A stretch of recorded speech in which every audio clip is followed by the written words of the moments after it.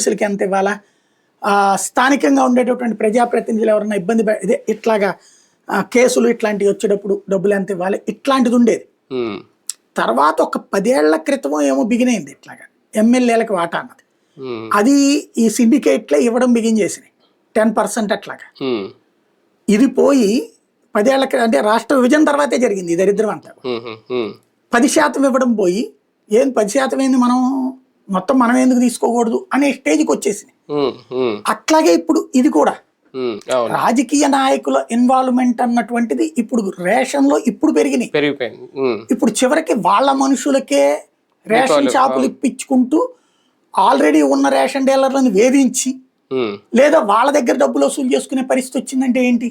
అవును, ఇది ఇప్పుడు జరుగుతోంది. ఇంకా దాన్ని అడ్డుకట్ట వేయలేం. కానీ ఒక్కటిసారి ఇక్కడ జగన్ హయాంలో ఒక పక్కా ప్రణాళిక, ఒక అవగాహనతో రేషన్ వ్యవస్థను అప్పుడు అంటే వెహికల్స్ ముందు రప్పించడం, రేషన్ కార్డులు మార్చడం, ఇంటింటికి పంపిణీ చేయడం అన్నీ అక్కడ నాకైతే పెద్దగా లోటు అయితే ఏమనిపించదు.